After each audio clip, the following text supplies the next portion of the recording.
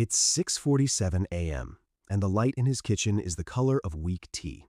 He's standing at the counter in a bathrobe that's seen better decades, holding a coffee mug that says "World's Okayest Dad," staring at a laptop screen that hasn't changed in 11 years.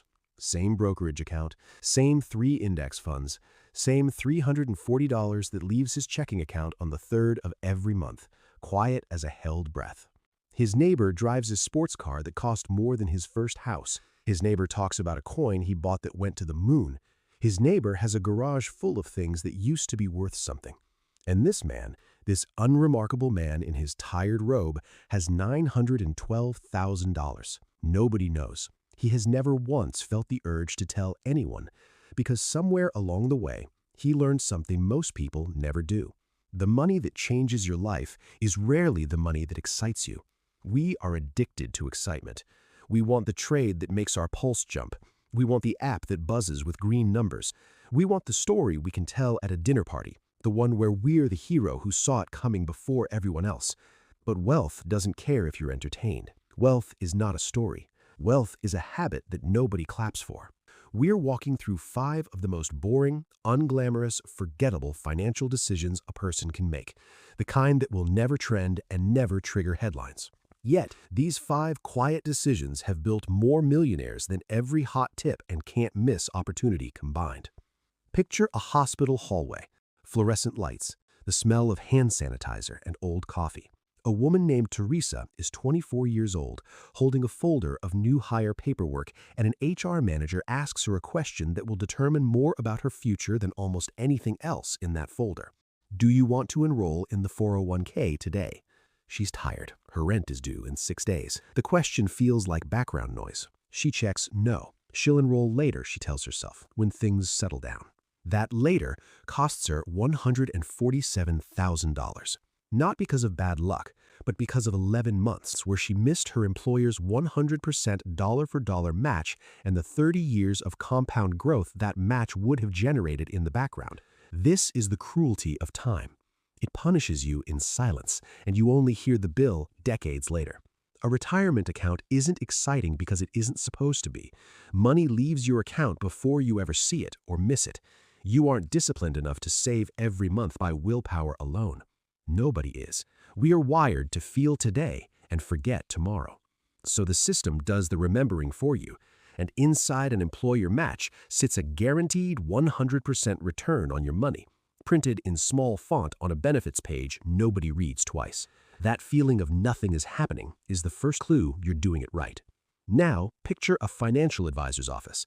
A man named Darius, 38, is being shown 2 pie charts.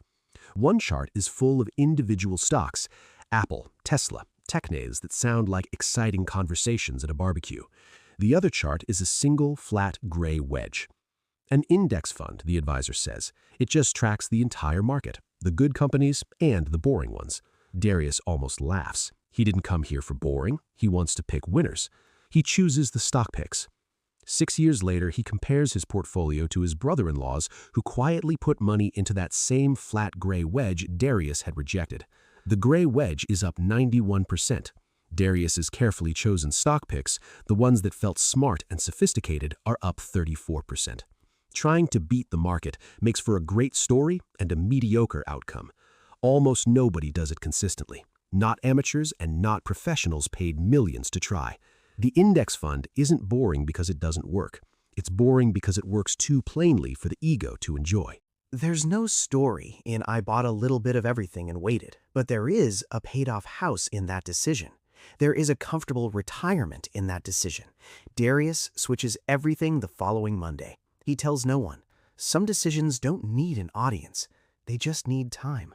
There's a woman named Priya who hasn't taken a real vacation in 4 years. Every dollar she earns beyond living expenses goes to an account that quietly buys the same handful of broad index funds every single month. Her coworkers call her cheap. They see her skipping the office lottery pool and the crypto group chat. What they don't see is the mechanism underneath, dollar cost averaging. You invest the exact same amount on the exact same schedule, no matter what. When the market crashes and everyone around you is panicking, you do the exact same thing you did last month. You buy more shares for less money. When the market soars and everyone is bragging, you do the exact same thing. No emotion, no market timing, no guessing, just rhythm. The people who build wealth this way are rarely the smartest people in the room. They are simply the calmest. And in a world engineered to make you panic every 7 seconds, calm is the rarest financial skill you can own. Priya isn't cheap.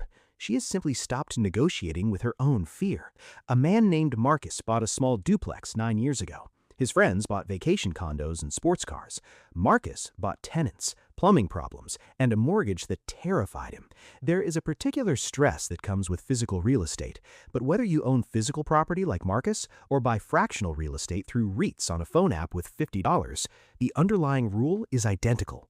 Someone else is paying off your asset.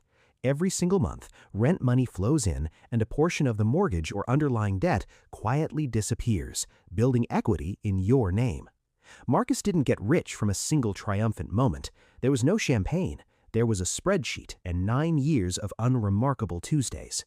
Then one afternoon he refinanced, looked at the screen, and sat down on the very building that used to keep him awake. $400,000 of equity, built quietly over a decade on an asset everyone else considered beneath them. The ugliest asset in the room is often the one quietly making everyone else their money for them. An old man named Walter, 71, sits on his porch in a small town. His truck is 22 years old. His watch doesn't have a brand anyone would recognize. Somebody asks him, half joking, what his secret is. Walter says one sentence: "I never touched it."